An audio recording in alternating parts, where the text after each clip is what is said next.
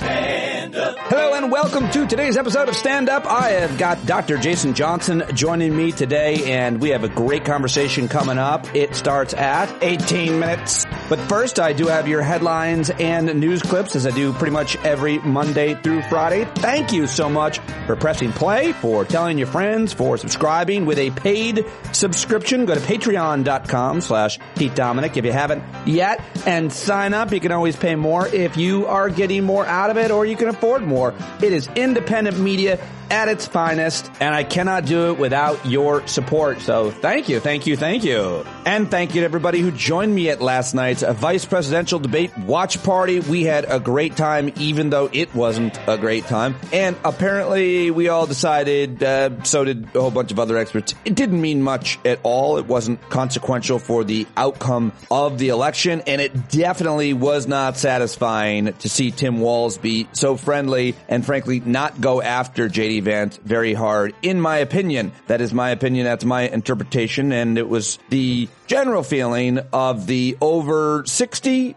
people that were at the hangout last night. I am very grateful to everybody who joined us. I'll share a link to the hangout if you want to watch the before and after in today's listener subscriber email. Here's the way NPR had it. Partisans on both sides will have arguments for why their guy did well at certain times and not as well as others in the first and only presidential debate Tuesday night between Republican J.D. Vance and Democrat Tim Walz. This debate will likely not move the needle at all in this presidential campaign because, first and foremost, no one votes for the vice presidential pick. After all, the most important rule of being a running mate is first, do no harm. Short of a major mistake, VPs are unlikely to make a fundamental difference in the race, and there wasn't one of those Tuesday night. On style, Vance was clearly more polished than Walz, and he likely accomplished what he sought out to do, appear more rational and agreeable than Trump and, frankly, himself. But there's a real question about who the real J.D. Vance is. He was once a Trump critic who became one of Trump's biggest cheerleaders. Since that transformation, he's gotten a reputation as being a hard-charging MAGA partisan willing to take on all comers, knowing for making controversial statements, whether about childless cat ladies, not caring about what happens to Ukraine one way or another, or propagating false claims about immigrants eating pets. But with his popularity lower than any vice presidential running mate in modern history, another J.D. Vance showed up on Tuesday night, one largely respectful of his opponent.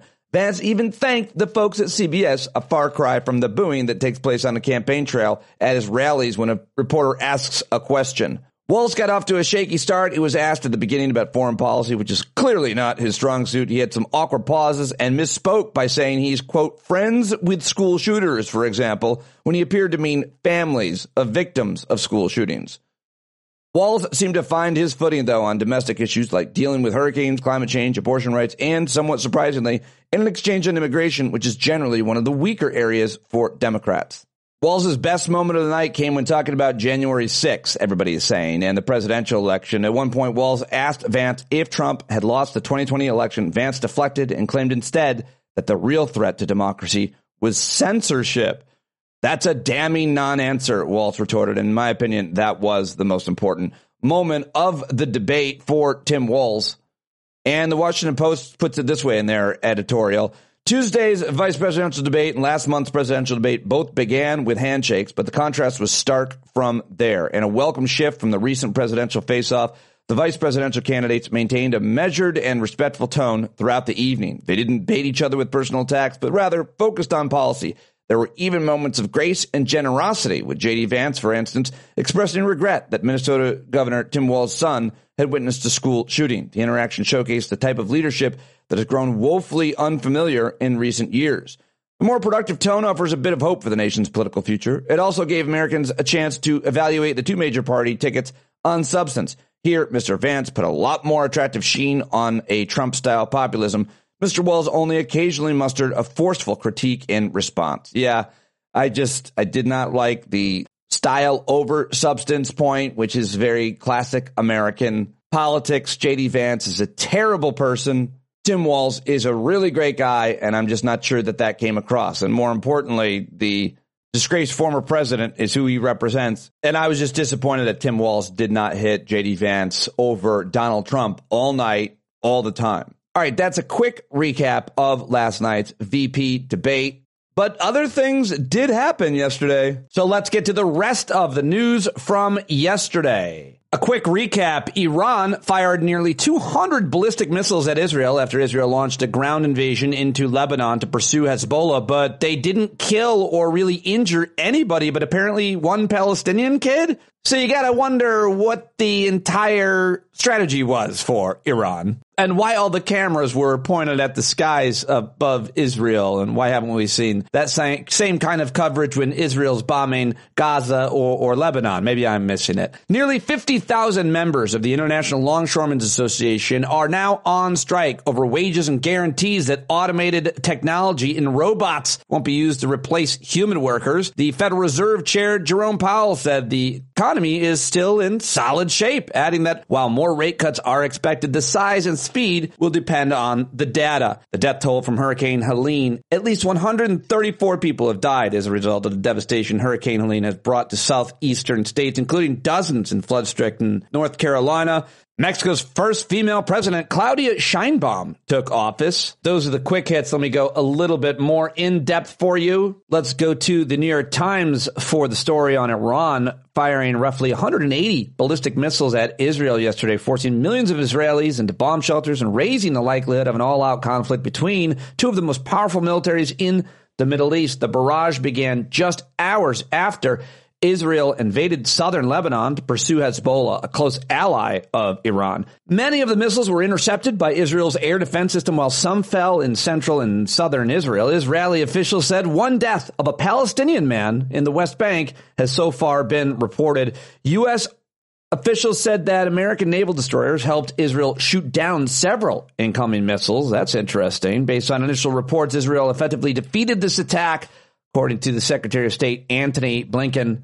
The region is now on edge, waiting for Israel's next step. Israeli officials said the country would respond in a way and at a time of its choosing, and Iran said it would fire more missiles if Israel counterattacked. American officials said the U.S. would help defend Israel and warned that a direct attack would carry severe consequences. At least 6 people were killed and several others injured in a shooting in Tel Aviv that officials are also calling a terror attack. Rescuers are pushing through Helene's debris in the aftermath of this horrific hurricane that nobody thought, who thought this could happen even at this point at peak of hurricane season. Nobody thought it. 92 search and rescue teams fanned out across North Carolina mountains yesterday searching for missing people, rushing supplies to communities in dire need of food, water, and power after Hurricane Helene. More than 130 people across 6 states have died, and the toll was expected to rise. Access has been challenging because many of the roads across southern Appalachia were flooded, destroyed, or blocked. And in some areas, power was scarce after flooding submerged electrical substations. So the aftermath there continues. People are volunteering, sending support from all over the country. The federal government obviously responding, the state and local, and just everyday citizens with whatever skill sets that they have. We're talking to our friends from North Carolina this week at the Hangout. I look forward to hearing from you. Hope you are doing okay. Now let's go to Mexico, where they inaugurated their first female president, Claudia Sheinbaum, who's also Jewish, inaugurated as the country's first woman in more than 200-year history. She is a climate scientist by trade. She's the former mayor of Mexico City, and she's a leftist who has promised to continue the legacy of her predecessor and mentor, Andrés Manuel López Obrador. A lot to learn about Mexico's new president. And will America also have a female president? How about that? Then Canada could elect a lady, and all of North America could be led by women. Just imagine how emotional we would all be. What?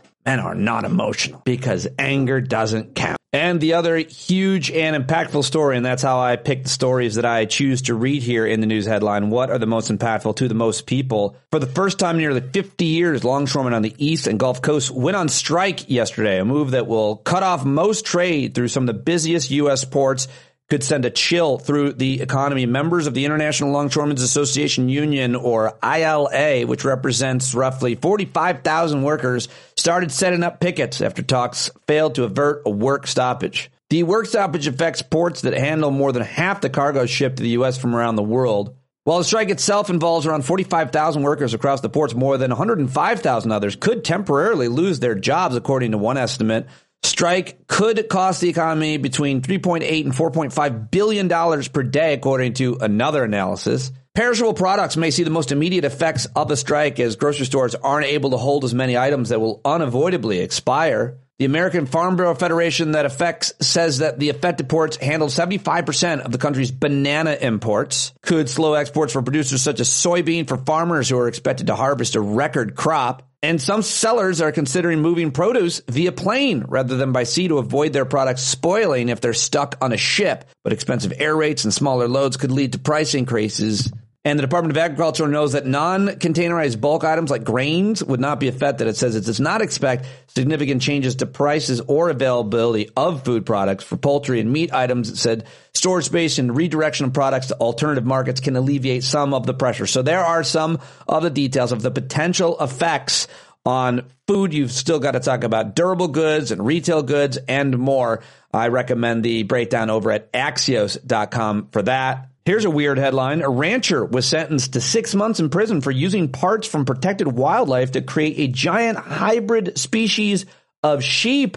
I want to read more about it. The U.S. military on Monday released video of what it said was an unsafe maneuver by a Russian fighter jet near Alaska during an intercept by the U.S. military last week. It happens more, I think, than it should. As early voting began in Pennsylvania, some local residents are receiving fake government letters warning of forced refugee resettlements in their area. Ooh, that is going to be effective. Scary. Got to work against those types of scary propaganda. The Justice Department announced Monday it plans to launch a review of the 1921 Tulsa race massacre. How about that? Of course, this is an attack where the white mob on a thriving black district, it was called Black Wall Street, that is considered one of the worst single acts of violence against black people in the U.S. history, a real act of terrorism by white people in 1921 in Oklahoma.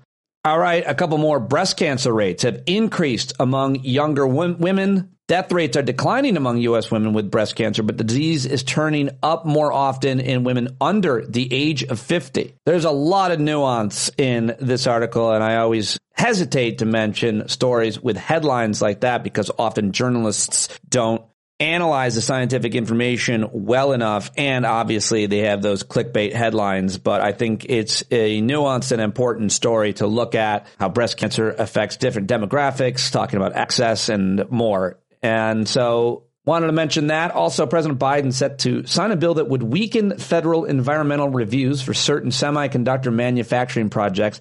I don't know exactly what that headline means. I'm not going to lie to you. Weaken federal environmental reviews for certain semiconductor manufacturing projects. Yeah, I read it twice and I'm not reading into that article. But if you want to, that's why I mention it. And the big news yesterday, Jimmy Carter turned 100. Yeah, well, seems like a lot of famous people died in the last couple of days, but not Jimmy Carter. He entered hospice care last year. His families and friends thought he only had days to live. Today, more than 19 months later, he became the first president in American history to turn 100 years old. New York Times says the last chapter of Carter's story has been one of astonishing resilience.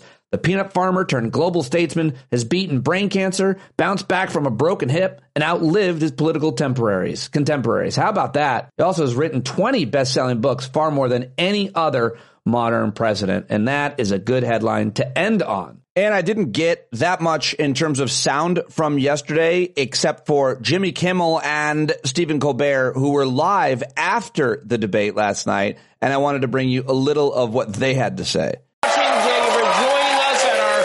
Election headquarters in Hollywood, where we just got finished watching the vice presidential debate between two men who couldn't be much more different. One of them called Donald Trump a reprehensible idiot who shouldn't be president. The other is Tim Walz.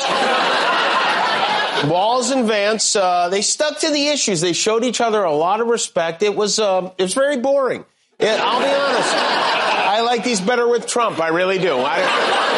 I don't know that anyone's vote was changed tonight. Watching a vice presidential debate it's like taking your kids apple picking. About halfway through, you're like, okay, you know what? This sounded like it was going to be fun, but what's the point? But it did help us to get to know the candidates a little. It was weird to see Tim Walz being so serious. I kept expecting him to reach down behind his podium and come up with a corn dog and a baby pig. He had a serious haircut, too. It looked like somebody Somebody got out the Flowbee before the debate tonight. Tim Walz is a very likable guy. He's very normal, which is a problem for Fox News, especially because he looks like all of their viewers. He looks like so they are now desperate to exploit any tiny bit of oddness they can conjure up. Timmy was at the Michigan-Minnesota game Saturday and hugged the Gopher mascot like it was his husband returning home from war. You got him there. That's Jesse Waters must be a lot of fun at Disney World with the kids, huh? Don't touch that mouse, Bobby. The other boys will think you're gay. There was a lot of pressure on J.D. Vance tonight. J.D. Vance hasn't been under a microscope like this since his wife asked him why the couch was so sticky. All right, Kimmel was live on ABC, and Colbert was live on the network that carried the debate on CBS for The Late Show last night. We're live after the 2024 vice presidential debate. It was the most vice-important night of the entire campaign. The vice-citement was palpable. These two men were both a heartbeat away from being interesting this evening. It was the ultimate showdown tonight between two very different Midwestern vibes. Hillbilly versus Minnesota nice. Attack dog versus folk hero. America's dad versus America's dad. Could you come pick me up? J.D. Vance just walked in here. Yeah. Now, the debate took place at the CBS Broadcast Center here in New York City, and that is just down the street from the Ed Sullivan Theater. So I'm excited to announce that Governor Tim Walz is invited to come on my show tonight. Governor, come on over. Come on over, sir, to sweeten the pot. I've got a free can of Diet Mountain Dew and this alternator that I don't know how to fix. I think it's the timing belt. Is that anything? Is that... Here, there you go. That's really heavy.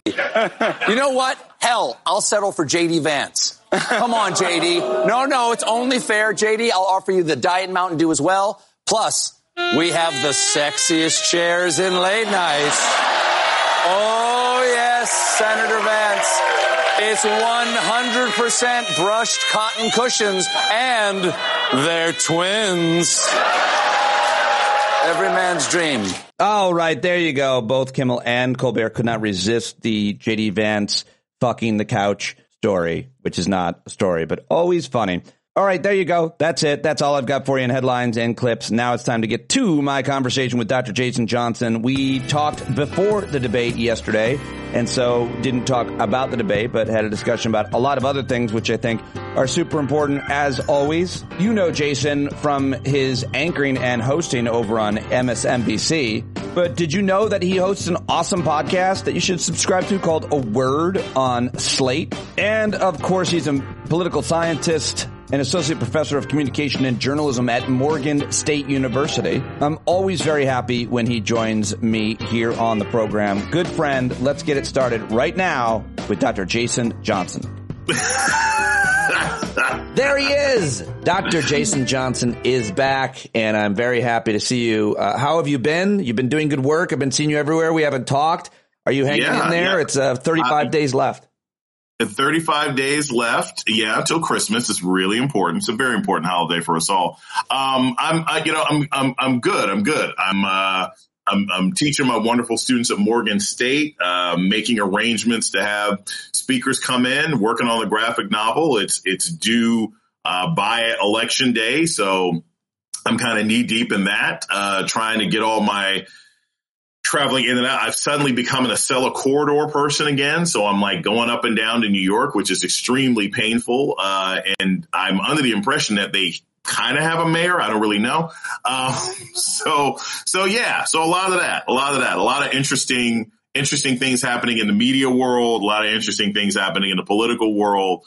We're heading for a very transformed country after Election Day. I think a lot of things are going to be very, very different. Oh, I obviously want to ask you why you're saying that. I mean, what do you think is going to happen on Election Day? You want to get in the prediction business? No. But one, that's a horrible business to get into. It doesn't pay well. And we see all these online guys. Can I just say, like, how funny it is that, like, online pollsters have, like, become their own thing? Because, like, Democratic supporters and left-leaning supporters doom scroll polls all the time. Oh, my God, does it mean this? Does it mean that? Does Latino voters and black voters and blah, blah, blah, blah. Like, so they doom scroll. And then Republican voters do the same thing, looking for confirmation bias because they're being lied to. And then you have people like Nate Silver, who I got to be honest, if you are running or the head of like a betting site on elections, I don't really think that you're a credible person to be discussing polling and polling statistics. Even if you have actual legitimate expertise in the area, you are incentivized to create chaos. Yeah. It's like gambling. It's like I couldn't be on the payroll of a casino and do Monday Night Countdown because I'm obviously going to talk in some ways that are going to assist the betting. So it's crazy to look at the polling discussions right now because they're so far off from what actual people are experiencing. How do you know that? How do you know that? I mean, I think we can assume that in many ways, but what makes you know that or feel that? Know that about Nate Silver in particular, or know that about that the polling is what you're saying, that the polling does not reflect what people think or feel, I think is what I heard you say. Because when you talk to people, and I'm a believer in polls, I don't place much weight on individual polls, right? Like I have to look at a number of polls, and if they're trending in the same direction, I assume those probably are indicative of where people are. But I recognize that I have the skill set to understand and interpret polling. And if I don't take the time to look through the crosstabs, then even my analysis is off. And I know the vast majority of people don't check the crosstabs. You know, a lot of polling out there, they'll have like, it's a sample of 1,000 and they'll have 100 black people, 100 black people that you're using to, estimate how millions of African-American voters are going to vote this fall. Right. If you don't go to Cornell Belcher, if you don't go to Terrence Woodbury hit strategies, you really don't have good polling when it comes to African-American voters. If you're not going to Fernando Armandi, if you're not going to maybe NBC Latino, you're probably not getting good polling on Latino voters. And there are some pollsters that legitimately create polls that are weighted in one direction or another to help one candidate or another because it draws attention. Outlier polls draw attention. So it's not the polls are wrong. It's just that you really can't put much stock into, like, if there is a poll that is headlining the A and B block on any 24-hour cable program, ignore it. You just ignore it. You have to. It doesn't matter unless there's 4 or 5 polls that are all suggesting the same thing.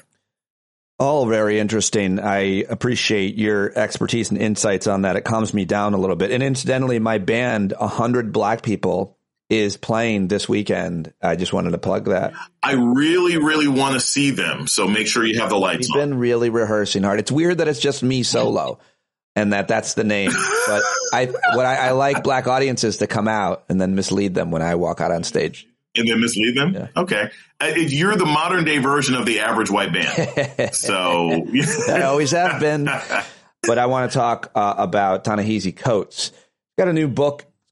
Out, and he was on CBS this morning, which is a morning show, which is interesting because they have all kinds of different authors on that program. But a lot of people reacted to his interview there, his new book, The Message. A lot of people reacted to his interview there because the CBS anchor, Tony Dokoupil or whatever, asked a lot of, I don't know how you describe these questions, but it was confrontational, to say the least. Mm-hmm. I just wanted to get your take on him and the book. You've interviewed him. You know him well. What's your relationship and where does your respect lie with him? So I've met Coates, I think 3 times in person, interviewed him or worked with him about 4 or 5 times over the years. I interviewed him when he was writing Black Panther. I interviewed him, I think, for his book, We Were 8 Years in Power. I did a panel with him for a reading festival in Seattle, April or May of this year. So I don't know him personally. Like, I don't have the guy's phone number, but I have a lot of friends who do know him. Like Tiffany Cross is a friend of his, and Dr. Christina Greer is a friend of his. And I don't say that in a negative way. It's just I know the guy professionally. We don't like text or hang out or whatever. I enjoy his writing. And I think what was fascinating about this interview that he did on CBS is the way we're coming up on the anniversary of sort of the beginning of the conflict, or the new iteration of the conflict between Israel and Palestine. And for him to come out with this book at this time during the 1 year anniversary is really bold. It's a very, very bold decision. I have not read the book, so I can't speak to what he does and does not say, but I will say that his interview on CBS was fascinating from this particular standpoint. And I say this, I want people to understand me very clearly. I am talking about the interview. I am not talking about the substance of the ideas. I am not pontificating about the conflict at all. I am talking about the interview itself. It was very interesting to hear his position in the interview and how well he defended it, because his argument was basically, as a journalist, even if you don't like it, it is a journalist's responsibility to sometimes represent the voices of people who often don't have access to large media outlets. And I think that's a really legitimate cause for journalists and something that often doesn't happen. You know, we say when we think about marginalized people, right, who do you hear from on the nightly news? Who do you hear from on local news? You don't hear from far left people. You hear from a lot of far right people. I mean, like, there's tons of far right people who control entire media outlets, Sinclair Media and everything else like that. You don't often hear from far left when it comes to American politics. You don't hear from enough women when you're talking about issues of reproductive rights. You don't often. Right, exactly. We talk about women. We don't actually have women on. Like, and so Coates' argument, like, hey, part of journalism is I got to talk about people who don't often have a voice in these discussions. You can agree or disagree with what these people have to say, but they have a right to be a part of the public conversation as much as anybody else. And I thought that was excellent. I think he made a good defense of that and a good defense of how journalism should work. I want to talk to you about the presidential campaign. I'm actually going to be in a debate for the Open to Debate organization at the Comedy Cellar with another comedian who's a Fox News comedian. He has a show there once a week and a radio show there daily, Jimmy Fallon. And the kind of the motion of debate is basically who's better for America, Kamala Harris or Donald Trump. And, you know, I just can't believe we're here. I just interviewed the authors of Lucky Loser, which go, you know, deep into Donald Trump's life and how he always just inherited wealth and failed forward and was born on third base and such a liar his entire life. And I always get stuck, Jason, on like 2004 when I was on The Apprentice and they asked if we wanted to meet him. I was like, no, I don't think so. I just want to be on this massive show to get exposure for my career. But I mean, I knew then he was gross. I can't believe we're still talking about this guy. And when it comes to comparing these two, which is what America is doing still, how do you see that so many people, after everything that we've seen him be president, the insurrection, the obviously the crimes, the indictments, how do you look at why so many people, if they do, still support him? Why this race is even close with these two human beings? Because you have a lot of Americans who, I mean, I'll start with the first part of the question. It's close for two reasons. You have a large number of Americans who basically don't really care about democracy. Or maybe understand what it even is. No, they don't really understand what it is. And they have a sort of lazy understanding about how government works, right? They want their leaders to be, as Adam Seward always said, the cruelty is the point in his article in The Atlantic. They want their leaders to be righteous vengeance against the things and people they don't like, but they sort of tacitly assume that someone else will take care of the day-to-day duties of making the government work. And that's the problem, right? Like, if you're voting for Trump at this point, after everything he has done and not done, and we don't even have to end that with the fact that he led a violent insurrection trying to overthrow the country, you really don't care if the country remains a democracy or is functional anymore. You just want somebody in office that makes you feel good because he's going to punish the people that you hate.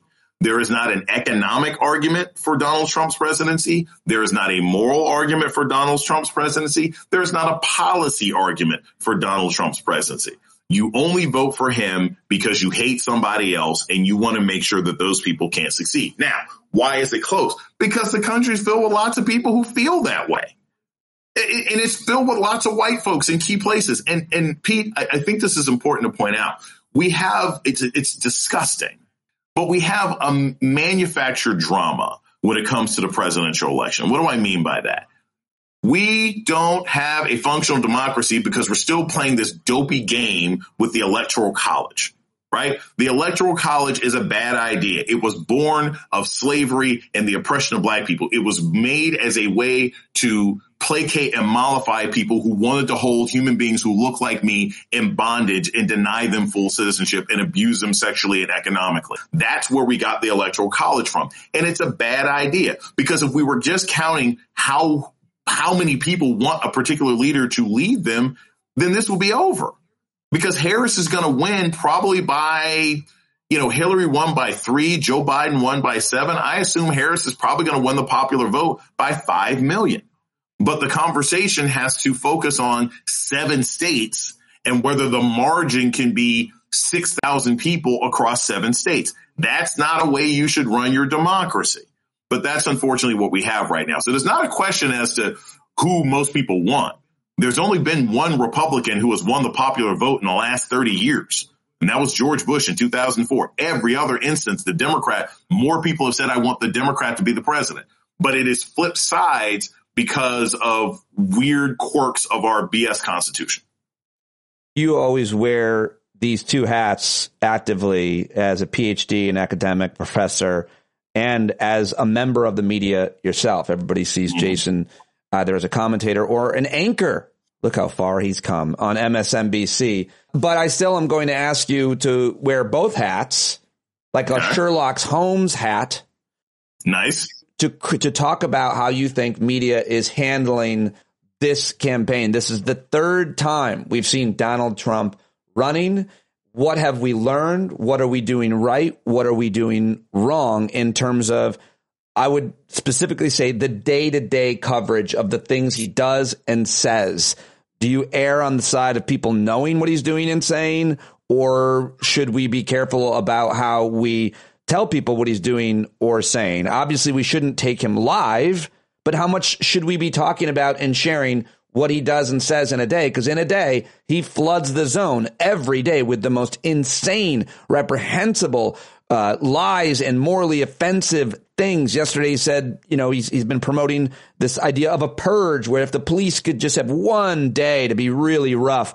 How is the media covering it this 3rd time around? What are we doing right, wrong? So what do I think the media is doing versus what do I think should happen? Because there's 2 different questions, right? So first, we got to define the terms, because I always think this is really important. And I've learned this, especially spending time in LA, where it's like, it's really easy for somebody to say, Hollywood is this. But you realize if you spend enough time out there, that term doesn't mean anything, because CBS and Time Warner and Comcast Universal are very different from Amazon and Netflix and Apple. So you can't just say Hollywood, right? Because it's a bunch of different entities. And they're very different than YouTube and podcasts, which probably make up as much as the first 2 entities that you mentioned. Yeah. In terms of their influence. So I feel like when we say media, just like we can't just say Hollywood, right? When we say media, we got to be specific. So the political media in America is only about 6 entities. It is the New York Times, the Washington Post, Axios, and the 3 cable networks, CNN, MSNBC, and Fox. That is the political media. Those are the outlets that either spend a significant amount of their coverage on specifically politics, national American politics, and or outlets that people who work in politics, people in Washington, D.C., people in town halls, people in city halls pay attention to. It's only about 6, right? The Daily Beast is not political media. Vox is not political media. Slate is not political media.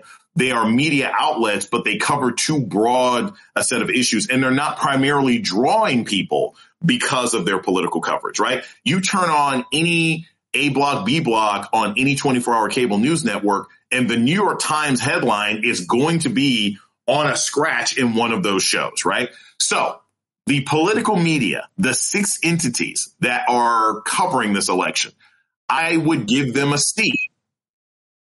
It's better than in 2016, where Trump was allowed to just run roughshod and do whatever he wanted, and reputable, or seemingly until that point reputable, news outlets allowed themselves to be completely hoodwinked by Hillary's emails and no real investigation into what that meant. It was just repeated over and over and over again.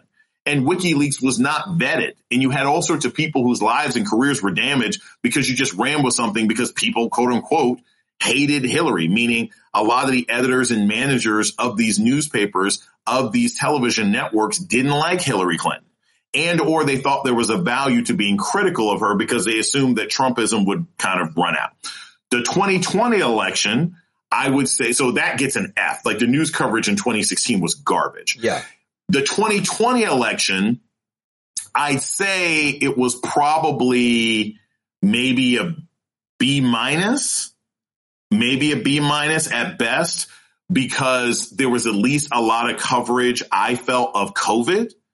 And in covering COVID and in covering Trump's incompetent response to the global pandemic, you actually had sort of substantive policy discussions. Like most Americans, if you watch the news, heard things like Trump basically being like, I don't want to send ventilators to Michigan and New York because they didn't vote for me, right? 2024 has not been good. I always felt like the coverage of Joe Biden was incredibly biased. The coverage of Joe Biden's supposed lack of mental faculties as opposed to Trump for years was crazy to me. I think we had this conversation before that, like, these guys are 72 and 78 years old or something else like that. And I'm like, but Biden was the old one, even though Trump is trailing off and doesn't make sense one way or another. We're about to see a movie coming out next year with Harrison Ford playing the president at 82. Nobody says he's too old to play the president. Liam Neeson is in his 70s and still fighting Albanian terrorists with his bare hands. Like, our perception of who is too old for this job is so completely ridiculous, right? So I thought a lot of the coverage of Biden and the sort of promotion of Trumpism was terrible. I felt like the coverage of the first attempted assassination attempt, and I put that in quotes, for this reason. I want people to understand for this reason, because clearly someone tried to kill Donald Trump. That's not in question. A man died. That's an assassination attempt, right? But I don't think any of the political press did a good job of actually analyzing how the vast majority of Americans felt about what happened. It was somebody tried to kill Donald Trump. Oh my gosh, this election is over. Look at this amazing photo. But that's not what the polls showed. And that's not how people felt. And there were a lot of people on the right and the left, and I'm not talking extremists, who didn't believe it. Right. And as crazy as that may seem to most people, it is indicative of the lack of trust that so many Americans actually have about the system. And I don't think the press covered that at all. I think that skepticism was worth analysis. Why would you not believe that this was a real assassination attempt when a guy died, right?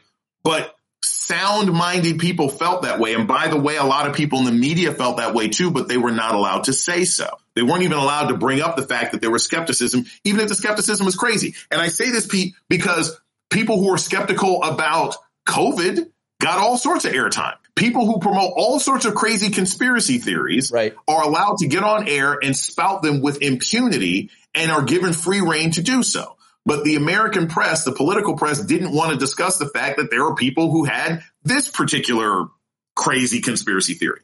So I thought the coverage was trash across the board until Harris got in the race. And I think because of her popularity, and I think because the public wanted something new, that the press has slowly gotten slightly better at covering this campaign. So as of right now, I would say it's a C or a C minus. It's not as good as 2020 coverage, but it's better than the trash that we had in 2016.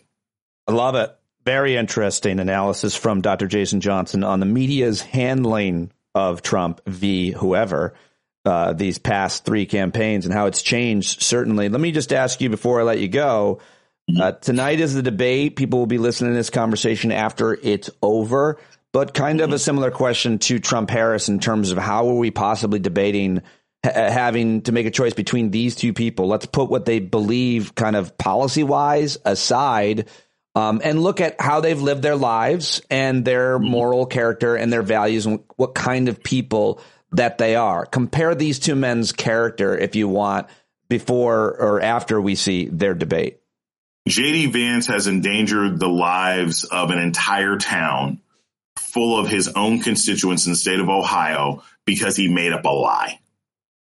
That's all you need to say. Yeah. There is no other character comparison. He made up a lie that has kept kids out of school, led to violent threats, neo-Nazi and terrorist organizations marching into a town because he lied and doubled down and then admitted that he was lying about something that affected his own constituents. There is no circumstance where anyone who does something like that, anyone who is associated with terrorism the way he is, because by the way, if Kamala Harris got on television yesterday and said, you know what, in Destin, Florida, they are beating black women and queer children in the streets.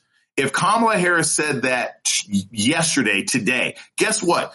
There's not going to be a group of Democratic vigilantes marching into Destin, Florida and threatening people. That just ain't how her constituency operates. OK, but J.D. Vance can make up a lie about a certain population of people in Springfield, Ohio, who are his own constituents because he's a senator from Ohio, and neo-Nazis march into the town and bomb threats shut down those schools. Well, there is no credible place for that kind of behavior, for those kinds of lies, and for that kind of constituency in American politics. So tonight's debate, to me, is nothing but performance art. Donald Trump shouldn't even be on a ballot right now. And if we didn't have an absolutely corrupted and compromised Supreme Court, he wouldn't be. He wouldn't be on the ballot in Colorado. He wouldn't be on the ballot he wouldn't be on the ballot in multiple states, because I figure if there's anything disqualifying to running for president, it should be trying to lead an armed insurrection to murder your VP and take over the country. So the fact that we're even having these asinine debates at this point is a reflection of a failure of the political press to cover this properly for 4.5 years, a failure of our judicial system to hold anybody accountable, and the absolute failure of the American education system to deprogram the deep-seated racism and cynicism that poisons at least 44% of the American population. Very well said. Very well said. Before I let you go, we've lost a lot of very well-known folks over the past few days alone, but you've been tweeting a lot of things which I'm happy because I didn't know these things about Dikembe Mutombo, who was a legendary basketball player. He was 58 years old. Apparently he had like a brain.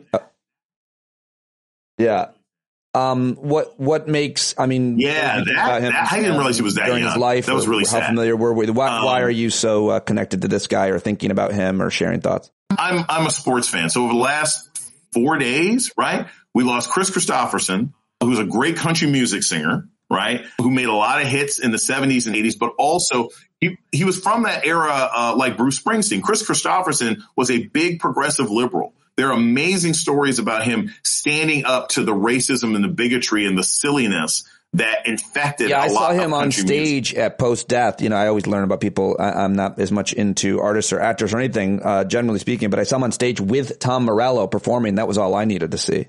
Yeah. I mean, so that's a loss, Chris Christopherson. Pete Rose died yesterday. I've never cared about baseball. I've never been a fan of baseball. I heard some random person say the Mets this. My friend Ellie yesterday was texting me. He's like, that was the greatest baseball game of all time. I was like, I was watching Monday Night Football. I know nothing. I don't pay any attention to baseball. But I know Pete Rose was important. I know that him being held out of the Hall of Fame was important. I think that what Pete Rose got in trouble for is almost quaint today, given the fact that gambling is legal and fantasy football, which I play, is basically just, it's whack-a-mole gambling that you're masquerading as something else. And then Dikembe Mutombo. Now, Dikembe was a really important player for several reasons. One, he's a Hall of Famer, a great defensive player, a great center from an era when you used to be able to be a defensive center and you couldn't score that well. Every single story I've ever heard about this man is that he was a generous humanitarian. He lost his mother to cancer because she couldn't. It was in the Civil War, and I think it was in the Congo. They were in the Civil War, and she couldn't find a hospital. She couldn't afford it when she did get to a hospital. Died of cancer when he was a kid, so he built hospitals. He built hospitals across his country. And the man died of brain cancer at 58. And I say this because I think this is super important. We can, we started with talking kind of about Hotz in this election. It's like tomorrow is not promised to anybody. And when you see a life well lived that's only had 58 years, and the man was healthy. Most professional athletes are super duper physically healthy, but you can't do nothing about brain cancer. Right? That's one of those genetic things that's going to hit you or it's not going to hit you. There was no diet he probably could have eaten that was going to keep him from getting brain cancer. It just reminds you to try to pour as much as you can into the world that's around you, because you ain't guaranteed to be here that long. You're not guaranteed 3 years, 4 years, 5 years to say, oh, now I make enough money to give to the charities I care about. Do the kind of stuff you care about now, because you just don't have a freaking clue. Very, very well said. As always, a great reminder. Statistically, I think you're probably safe, because they say the larger the head, the likelier you are to not have brain cancer. And your Thanos like fucking melon means that you're probably likely to, that won't be what gets you. And the less hair on your head actually is directly correlated to yes. That's good. So both of us are fine. In fact, Pete, I said we should go to dinner. We should just go to like 3 Mile Island. We should just go to some radiation. Because our lack of hair will keep us safe from any radiation and potential cancers. Dark comedy. Love you, buddy. Thank you very, very much for joining me as always. Love you, Pete. Chat soon. And there you have it, Dr. Jason Johnson. That's all I have for you today. I hope you appreciated the conversation. Thanks so much for joining us at the Hangout. I will see you at our regular Hangout on Thursday night, where we will talk about the Pod Jam 2 in Las Vegas the weekend of March 30th. Put it down in your calendar. We'll start discussing it this week and all that it can be. Very much looking forward to the Hangout and obviously to that gathering next year. But that's it. I'm out. Zip it up and zip it out. John Carroll, take it away. When you're tired of begging, saying pretty please, that's the time you gotta finally get up on your knees.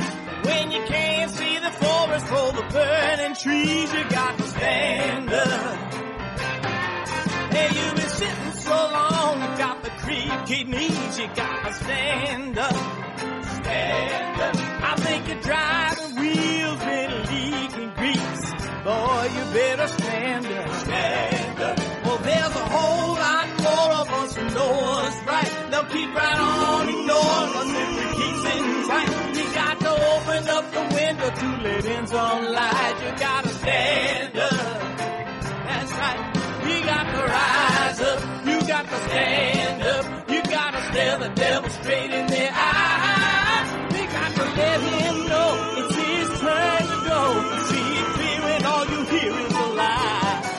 Don't get up off of your butt, get down off of your fence. Even if it ain't a very friendly audience, well, they'll begin to listen when you start making sense. And you stand up, stand up. No need to point your rifle to defend your town. Just stand up, stand up.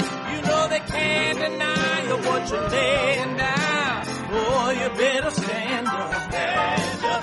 Show your face of every color, yellow, black, red, and brown. She's the place where every lost child will finally be found. There's only one thing to do before we stand our ground, and that's stand up, stand up. Well, the founding fathers saw a land for all. They had to stand up, they had to stand up. They had a keen imagination for a crystal ball, drawing all the plans of a stand up. But all they had to go on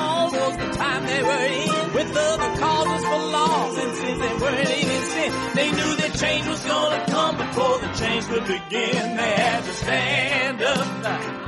All right, they had to stand up. We got to stand up. We got to look the devil square in the eye. We gotta let him know it's his time to go and make it clear when all we hear is a lie. Why you lying awake wondering where the money all went?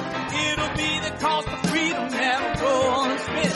You can see him flee the scene of that experiment if you stand up. All right, we got to speak up, we got to reach up and raise your voice in every way you know how. Don't be toes up, you got to show up. Ain't no better time to do it but now. No need to pledge allegiance to no wanton tribe. Rise up and show obedience to the voice inside. And listen well and it'll tell you not to run and hide. It says stand up.